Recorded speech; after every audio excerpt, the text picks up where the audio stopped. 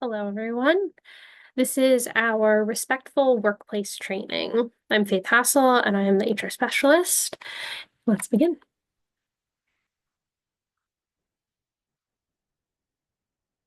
So, what are we going to cover today? What's our mission? What's respectful workplace? Sexual harassment awareness and prevention, general harassment awareness and prevention, what our policy and procedures are, your responsibility as a supervisor or aspiring supervisor, and the federal laws that prohibit harassment. So, what's the mission here? The mission is to promote a safe, respectful, inclusive, and professional work environment for everyone. What is a respectful workplace? It's a workplace where each individual is appreciated for who they are and they are treated with respect and dignity. Each one of us plays a critical role in building a workplace of mutual respect. We have countless interactions every day with staff and students, and it's on us to ensure that our behaviors are respectful and dignifying to others. Okay, so what is sexual harassment and how to prevent it? So, sexual harassment is a form of sex discrimination that violates Title VII of the Civil Rights Act of 1964. It applies to us because we have more than 15 employees. And the definition explicitly is the unwelcome sexual advances, requests for sexual favors, and other verbal or physical conduct of a sexual nature constitute sexual harassment when this conduct explicitly or implicitly affects an individual's employment, unreasonably interferes with an individual's work performance, or creates an intimidating, hostile, or offensive work environment. Sexual harassment can occur in a variety of circumstances, including but not limited to the following. The victim, as well as the harasser, may be a woman or a man, can be a woman to a woman, a man to a man. It doesn't always have to be of the opposite sex. The harasser can be the victim's supervisor, an agent of the employer, a supervisor in another area, it could be a coworker, or it could be a non-employee, such as a parent. The victim does not have to be the person harassed, but could be anyone affected by the offensive conduct, which we'll talk about in the next slide. Unlawful sexual harassment may occur without economic injury to or discharge of the victim. Something to keep in mind as well, sex stereotyping occurs when an employee suffers from discrimination because of beliefs about how they should look or act. So he's not masculine enough. They're too feminine. Those are examples of sexual harassment, and sexual stereotyping is classified as sexual harassment. The harasser's conduct must be unwelcomed. So where can sexual harassment occur? Wherever and whenever you are working. It can happen at offsites, it can happen at field days, it can happen at after work events if you're going to grab a drink as a group. It can happen during any type of professional development that you may be asked to attend, or if you're ever traveling for school business, or if you're part of panels or recruiting events. Those are some of the places where sexual harassment can occur. So who can be impacted? We're going to go back to that one bullet point. The victim of sexual harassment does not have to be the person harassed, but can be anyone affected by the offensive conduct. So if there's a group of individuals chatting in a teacher's lounge or in an ops area or in a library, and there is an offensive conduct happens and somebody walks by and is offended by that offensive conduct, so making a sexually explicit joke that targets that individual, that would be considered sexual harassment, and that individual could report that as sexual harassment. So do keep that in mind. So what is quid pro quo?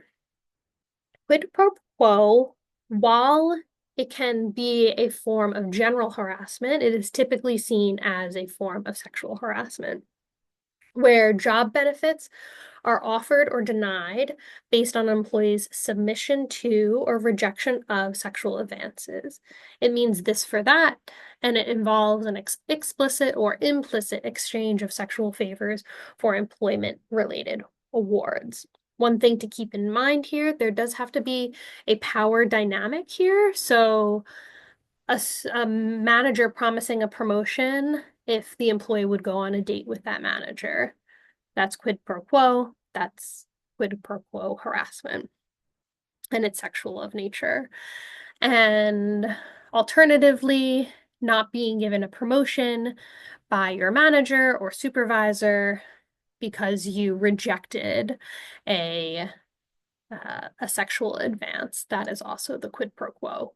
But it has to have that power dynamic. So if two managers had that same interaction, that managers cannot influence essentially a promotion. So that would still be sexual harassment, but it would not be a quid pro quo situation. What is hostile work environment?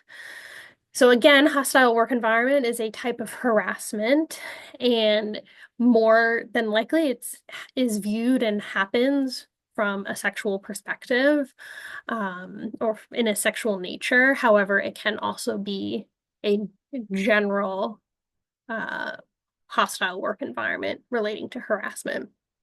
But from a sexual nature, it's the unwelcomed sexual conduct is unreasonably interfering with an individual's job performance or creates an intimidating, hostile, or offensive work environment. So it's around that sexual conduct. So we'll go over some of the behaviors, but that pervasive type of action that is continuous would be a sexual hostile work environment. A general hostile work environment occurs when conduct is objectively and subjectively offensive and interferes with an employee's work performance by creating a workplace that is intimidating, hostile, humiliating, or offensive. So continuous mockery, continuous criticism could be reviewed under hostile work environment. They may not be sexual in nature, but again, still a form of harassment. So prevention is the key to avoiding and preventing harassment in the workplace. So some behaviors that we request that you avoid: any type of massaging or scratching of backs or shoulders, groping, patting, pinching, stroking, squeezing, tickling are behaviors that should just be avoided in the workplace. Hugging is typically asked. Can we hug somebody? And it's allowed if one, there's no sexual intent, and two, both are comfortable with it. If there's a joyful event or a really sad situation, it doesn't hurt to just say, do you mind if I give you a hug? Or would you like a hug? Some additional behaviors to avoid: some of those unwelcomed sexual advances, while it involves physical touching, whether it involves physical touching or not, just don't make those sexual advances. Sexual jokes, written or oral references to sexual conduct, gossip regarding one's sexual life, comments about people's individual bodies, their sexual activities, or their deficiencies should be avoided. Avoiding displaying sexually suggestive objects, pictures, or cartoons. They do not have a place in our school. Avoiding unwelcome leering, whistling, brushing against another individual's bodies, any type of sexual gestures, suggestive or insulting comments. Taking pictures or videos without the person's permission should be avoided. Avoiding making sexually offensive sounds. Avoid inquiries into any other person's sexual experiences, and then avoid discussing your own sexual activities. So what should I do if I'm being harassed? You are encouraged to always first directly tell the harasser that their conduct is unwelcome and it must stop. And then next, you should always report it to your manager and or human resources as soon as possible. So what happens next if you do make a report of harassment? The school will follow all of our documented processes to facilitate an investigation. We will investigate any and all claims. I will provide the employee handbook as well that outlines our entire process for your review. And once the investigation is complete, if the investigation does identify that an individual was harassed, that staff member who did the harassing will be subject to disciplinary action, up to and including termination of employment for cause and beyond. One thing to keep in mind here, retaliation of any kind linked to reporting harassment is illegal. So whether it be the victim that's reporting it or somebody else that observed it or a supervisor reporting the harassment, it is illegal to retaliate against any individual that reports harassment or participates in any investigation that they are requested to participate in. So what can we all do? Do not engage in harassment or intimidation. Report cases of harassment when you see it happen. Again, a reminder, you cannot be retaliated against for reporting suspected harassment or participating in any investigation, and always lead by example. Okay, harassment and bullying, what it is and how to prevent it. So what is harassment and discrimination? Harassment is unwelcome conduct or discrimination that is based on race, color, religion, gender identity, sexual orientation, national origin, age, disability, or genetic information. Harassment becomes unlawful where one, the enduring offensive conduct becomes a condition of continued employment, and two, the conduct is severe or pervasive enough to create a work environment that a reasonable person would consider intimidating, hostile, or abusive. What is workplace bullying? Workplace bullying is that repeated and unwanted actions by an individual or group intending to interrogate, harass, degrade, or offend another staff member. Bullying can exist at any level of an organization, and they can be superiors, subordinates, coworkers, or colleagues.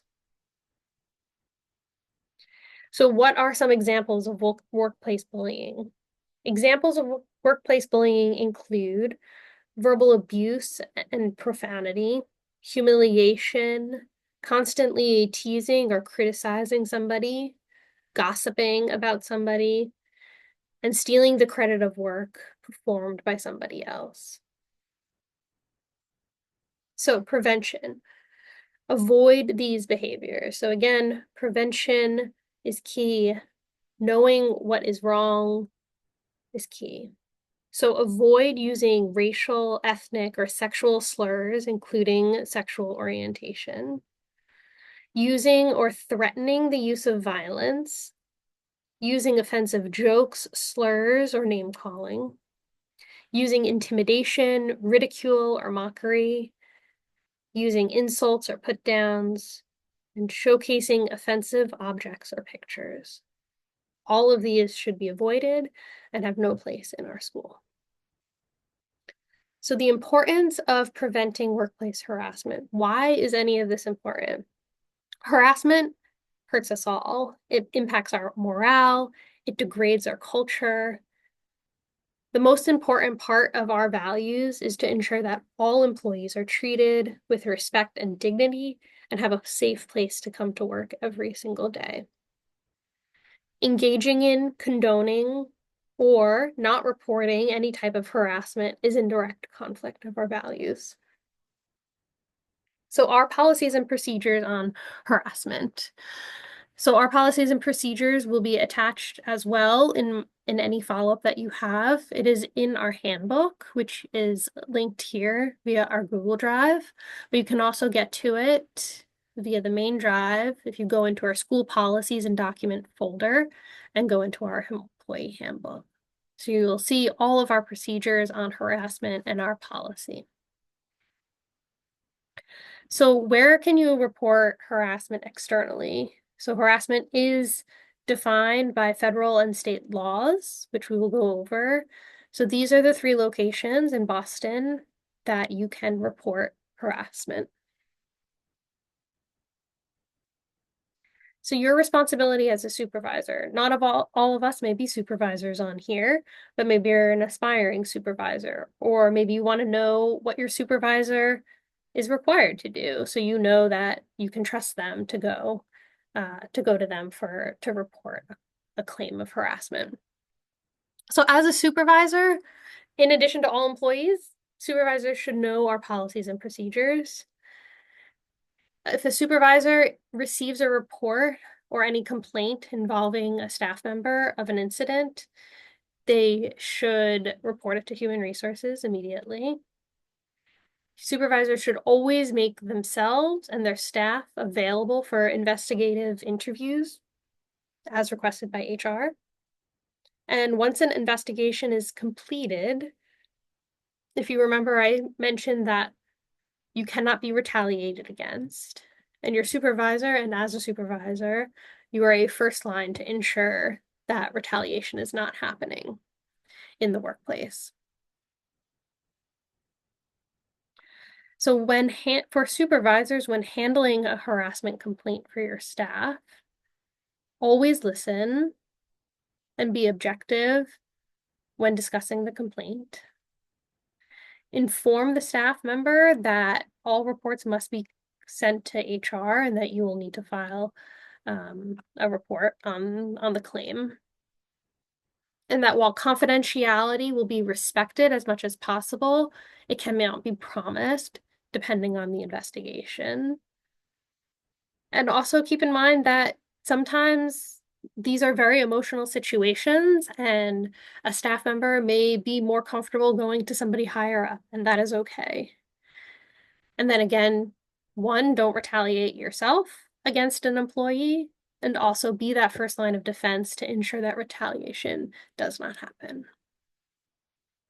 So federal laws, I'll go through the general laws that if you are interested in learning more, you can research any of these laws and always ask any questions you might have. So Title VII of the Civil Rights Act of 1964 is one of the federal laws that is the basis of all harassment, prohibiting harassment. The Equal Pay Act of 1963, the Immigration Reform and Control Act, the Age Discrimination in Employment Act, the Uniformed Services Employment and Reemployment Rights Act, the Civil Rights Act of 1991, the Americans with Disabilities Act, and the Genetic Information Non-Discrimination Act. I encourage you to research some of these and dive a little deeper. There are many websites out there that break down these laws as well, so you can understand what form of harassment, if you've been harassed, can help you lay out and think through some of the scenarios. So overall, what is our professional responsibility? Be a role model. Celebrate the positive behaviors when you see them and address negative behaviors. If you see something going down the path of harassment or somebody that may be saying things that are inappropriate, but you don't think it's necessarily harassment, address them. Treat everyone with respect and dignity. Do not engage in harassment or intimidation yourself. We are the first lines of defense in any of this. Let's not be the ones creating the hostile work environment or sexually harassing somebody. It is on each and every one of us to make a good decision and have a positive, create that positive environment by not even allowing this behavior in our school. Report cases of harassment or suspected harassment when you see it happen. And again, similar to being a role model, always lead by example. If you have questions or comments or concerns, or you want to run through any type of scenario, feel free to reach out. There will be a Google form that you'll need to fill out after this training to ensure that you did complete and comply with our respectful workplace training. Thank you all for your time.